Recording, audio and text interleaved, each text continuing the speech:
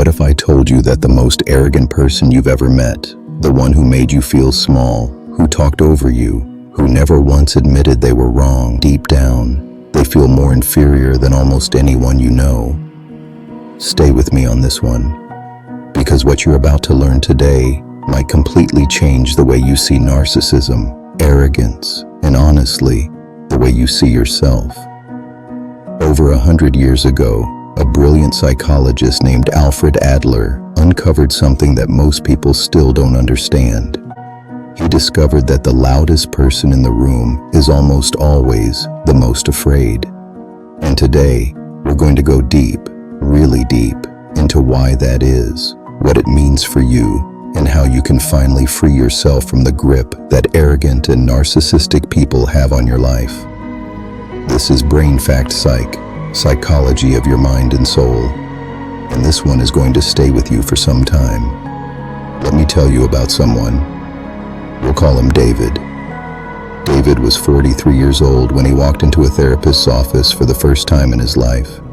And he didn't walk in because he wanted to. His wife had given him an ultimatum. She said, "You get help or I'm gone." The very first thing he said was, "I don't need to be here. I'm the most successful person in my family. I built a company from nothing. Everyone respects me." The therapist just listened. She didn't challenge him. She let David talk. And for 20 minutes, David listed his accomplishments, his income, his house, the car he drove, the vacations he took. He described himself like a resume. And then the therapist asked one quiet question. She said, "David, when was the last time you felt truly enough? Not successful, not impressive, just enough." And David went completely silent. His eyes dropped to the floor. His jaw softened. And after what felt like an eternity, he whispered, "I don't think I ever have. Now here's what I need you to understand. David wasn't a bad person. He wasn't evil. He wasn't a monster. But to his wife, to his employees, to his kids, David often behaved like a textbook narcissist. He belittled people. He needed to be the smartest person in every room. He couldn't handle criticism, not even the smallest kind. If his son beat him at a board game, David would get visibly irritated.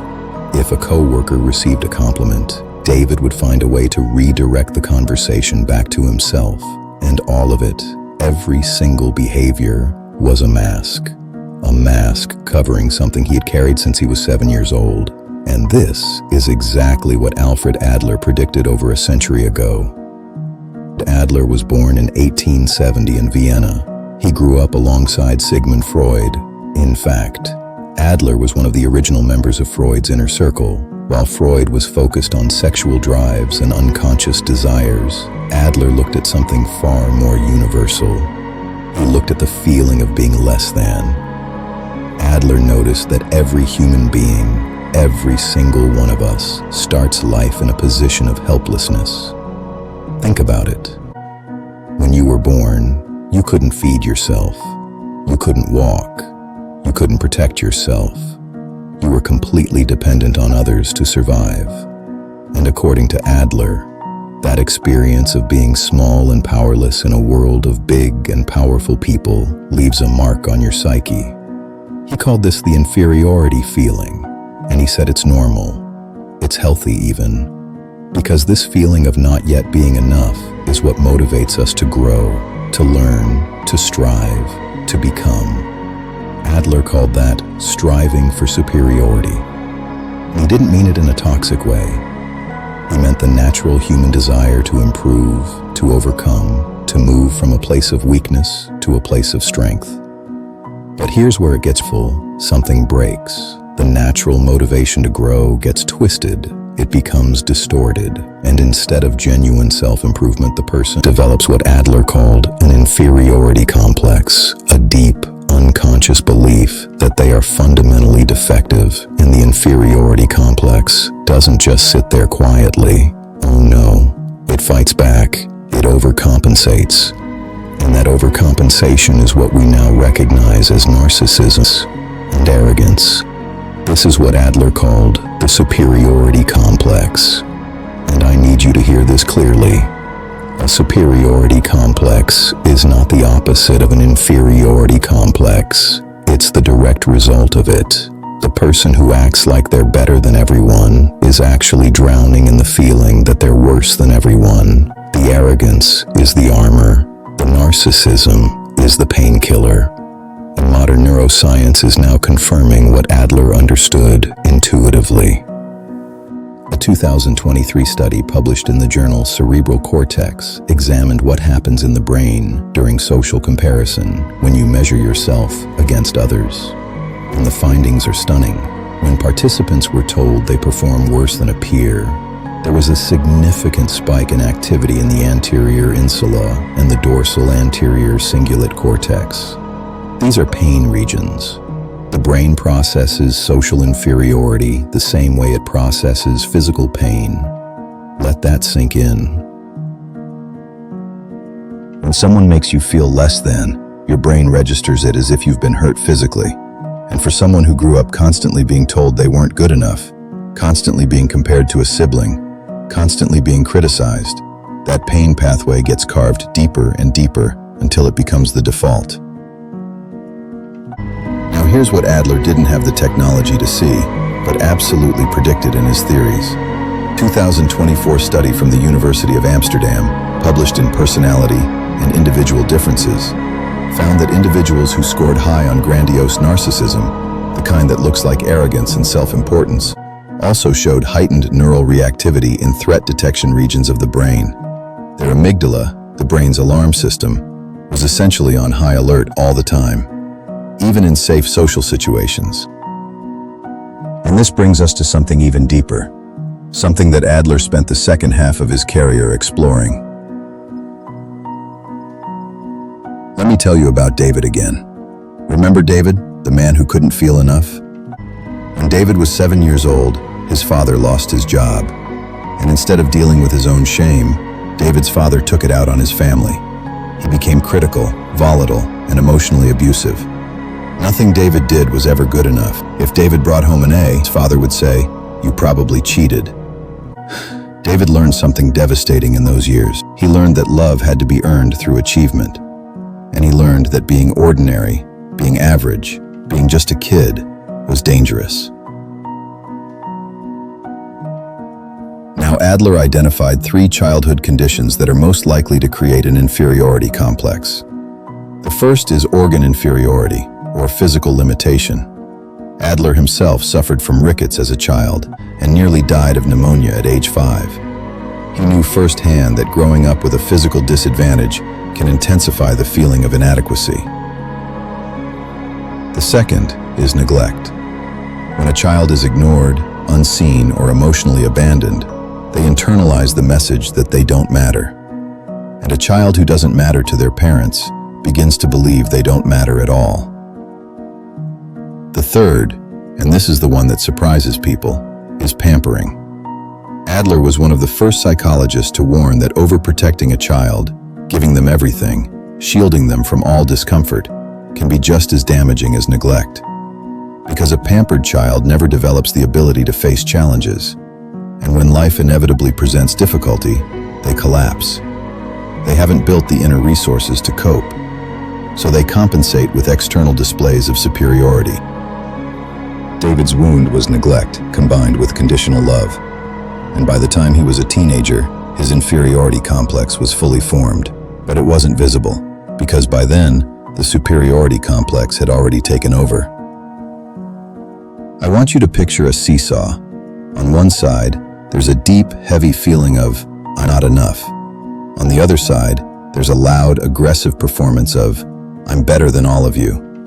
And the narcissist spends their entire life on this seesaw, frantically trying to keep the superiority side up in the air, because the moment it drops, they have to face the inferiority underneath, and that is unbearable. This is why narcissistic people react so violently to criticism. It's not that they're offended, it's that criticism threatens to tip the seesaw. One small piece of negative feedback can send the narcissist crashing down into the inferiority they've spent their whole life running from. And in that moment of free fall, They'll do anything to regain the high ground. They'll rage. They'll gaslight. They'll belittle you. They'll rewrite history. Anything to get back on top of that seesaw. 2025 meta-analysis published in Psychological Bulletin reviewed over 80 studies on narcissistic vulnerability and concluded that beneath both grandiose and vulnerable narcissism lies a common core of shame and self-inadequacy. The researchers described it as a shared wound that manifests in opposite directions. Grandiose narcissists project their pain outward through dominance and self-promotion. Vulnerable narcissists turn it inward through withdrawal, hypersensitivity, and chronic feelings of being a victim. But the wound is the same. And this is where I want to pause and talk directly to you. Because I know some of you are watching this, and you're thinking about someone specific. Maybe it's your partner. Maybe it's your boss. You've been hurt by someone who displays narcissistic or arrogant behavior. And you've spent years wondering, why do they treat me this way? What did I do wrong? And I want you to hear this with your whole heart. You didn't do anything wrong. Their behavior was never about you. It was always about them. About that 7-year-old inside them who never felt enough. About that wound they never healed. About that seesaw they can't get off. Now, and this is important, understanding this does not mean excusing it. Adler himself was very clear about this. He believed in something called social interest, the idea that a healthy human being naturally develops empathy, cooperation, and a desire to contribute to the well-being of others. When someone is trapped in their inferiority complex, their social interest is suppressed. They become self-focused, competitive, and exploitative. And while we can have compassion for their wound, we are never obligated to stay in the path of their destruction. Let me say that again. Understanding the wound does not require you to keep bleeding. But here's the other side of this. And this is the part that might be harder to hear. Some of you watching this right now, you're not just thinking about someone else. You're recognizing yourself. Maybe not the full-blown narcissism, but the patterns. The moments when you exaggerated your accomplishments to feel seen. The times you put someone else down to feel better about yourself. The way you sometimes can't handle being wrong. The quiet, gnawing feeling that no matter what you achieve, it's never enough. And if that's you, I need you to know something. That recognition, that willingness to look honestly at yourself, that is the single bravest thing a human being can do. And it's the exact starting point that Adler said leads to real healing. Adler called it the courage to be imperfect. He actually used that phrase. He said that the antidote to the inferiority complex isn't becoming superior. It isn't winning more, earning more, achieving more. The antidote is having the courage to accept that you are imperfect, and that imperfection does not diminish your worth. This is one of the most profound ideas in the history of psychology, and it connects beautifully to what modern researchers are finding today. A 2024 study from the University of Texas at Austin, published in the Journal of Personality and Social Psychology, found that self-compassion, not self-esteem, was the strongest protective factor against both narcissistic tendencies and chronic shame. People who practiced self-compassion, who could hold their flaws with kindness instead of judgment, showed lower levels of defensive aggression, lower need for external validation, and higher levels of genuine, stable self-worth. Not inflated self-worth, genuine self-worth, the kind that doesn't need a mirror to prove it exists. And this is where Adler meets the soul. Adler believed that the deepest human need isn't power, it isn't sex, it isn't even survival. The deepest human need is belonging. He called it Gemeinschaftsgefühl, a German word that roughly translates to community feeling or social connectedness. And he said that every neurosis, every psychological dysfunction, every form of suffering could be traced back to a disruption in belonging. The narcissist doesn't feel they belong, so they try to rise above. The person paralyzed by inferiority doesn't feel they belong, so they shrink below. Both are responses to the same core, I am not one of you. And friends, doesn't that just break your heart a little? Because when you strip away all the clinical language, all the diagnostic criteria, all the brain scans and research papers. What you're left with is a very simple, very human ache. The ache of a person who never felt like they truly belonged. The philosopher Martin Buber, a contemporary of Adler's, described this beautifully. He said that human life finds its meaning in the space between I and thou, in genuine, mutual recognition. When we are truly seen by another person, not for what we've accomplished, not for how we perform, but for who we are in our most raw and unfinished state, something heals inside us, something ancient and deep. And this is what the narcissist has never experienced. They've been seen for their achievements. They've been praised for their performance. But they've never been truly met, never truly known. And so the performance continues, louder and louder, trying to earn what can only be given freely. Now, I promised you that this video would give you practical tools, and I always keep my promises. So let's move into what you can actually do with everything you've learned today. Whether you're dealing with a narcissistic person in your life, or whether you're recognizing some of these patterns in yourself, here are 3 exercises grounded in both Adlerian psychology and modern neuroscience that you can start using today. Exercise number 1, the origin inventory. This is a journaling exercise that takes about 20 minutes. I want you to sit down somewhere quiet and answer these 4 questions honestly. First, what was the message I received about my worth as a child? Second, was my worth conditional on performance, behavior, appearance, or something else? Third, when do I feel most inferior today, and does it connect to that childhood message? And fourth, when do I overcompensate, and what am I trying to prove? Now, I'm not asking you to do years of therapy in one journaling session. What I'm asking you to do is begin the process of awareness, because Adler believed that awareness is the first step toward what he called reorientation, the conscious redirection of your life toward health. A 2023 study in the journal Psychotherapy Research found that structured self-reflection exercises significantly reduced narcissistic defensiveness and increased emotional openness in participants over just a 6-week period. 20 minutes of honest writing can begin to loosen the grip of patterns you've carried for decades. Exercise number 2, the belonging practice. This one comes directly from Adler's concept of social interest. Here's what I want you to do. Today, for the next 2 weeks, I want you to do one small act of genuine contribution for another person, not to be noticed, not to post it online, just to contribute. Help a neighbor carry groceries. Write a sincere note of appreciation to someone at work. Listen, truly listen, to a friend who's struggling without trying to fix anything. Now, why does this work?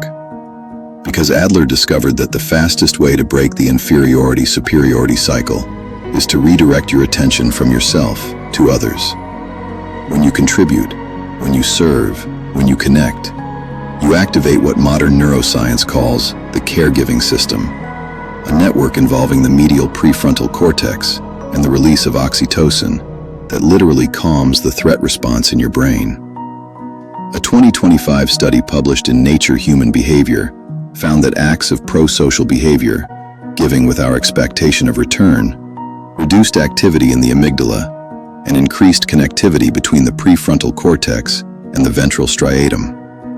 In plain language, contributing to others calms your fear circuits and activates your reward circuits.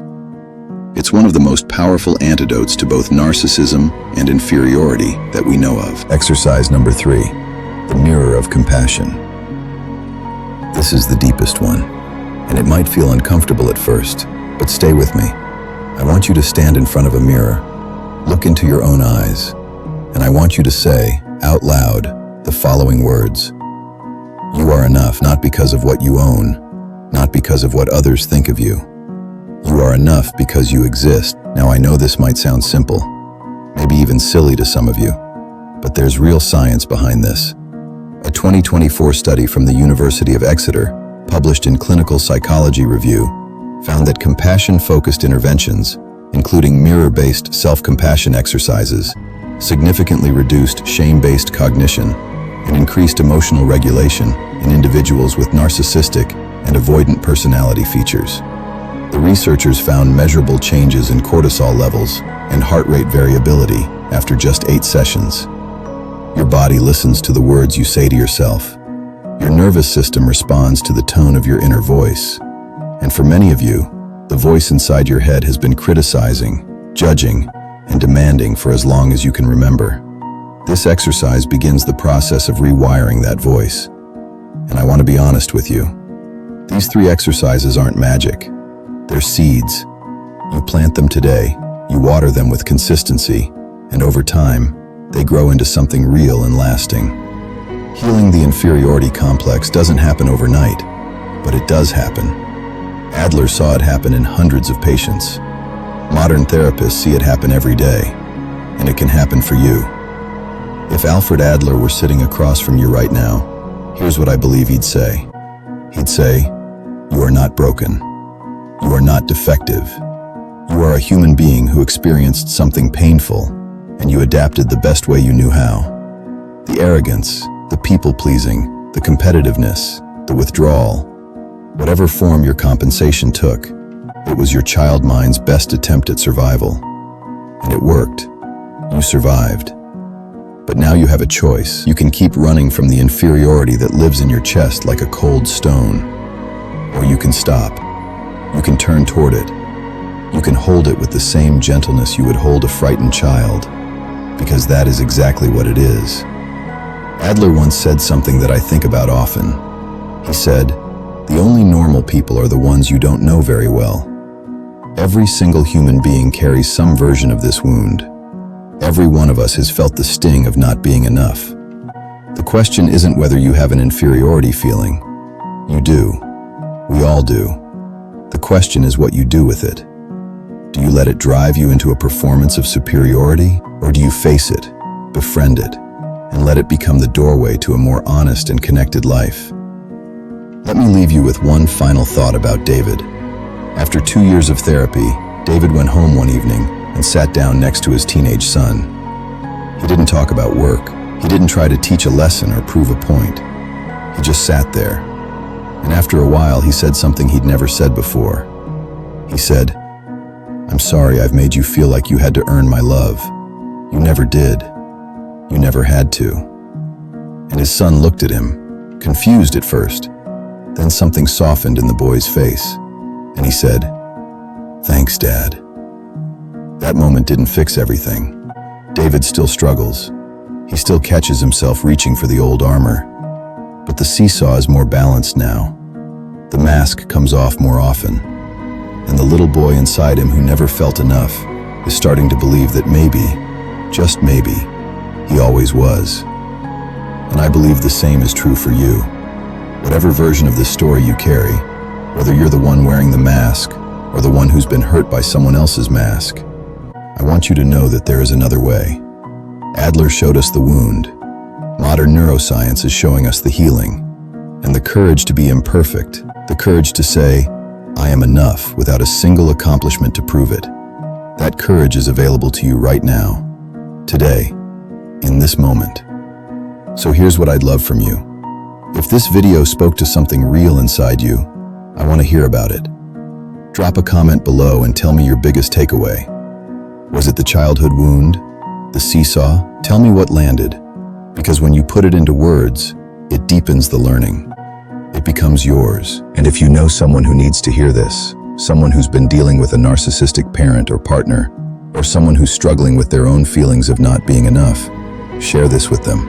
Sometimes a single video at the right moment can change the entire direction of a life.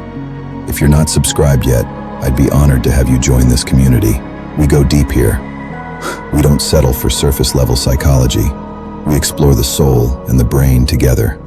Hit that subscribe button, turn on notifications, and I'll keep showing up for you with content that helps you understand yourself and the people in your life at the deepest possible level. Thank you for giving me your time and your attention. And thank you for having the courage to look at something difficult with an open heart. I'll see you in the next one. Take care of yourself. And remember, you don't have to be perfect. You just have to be real.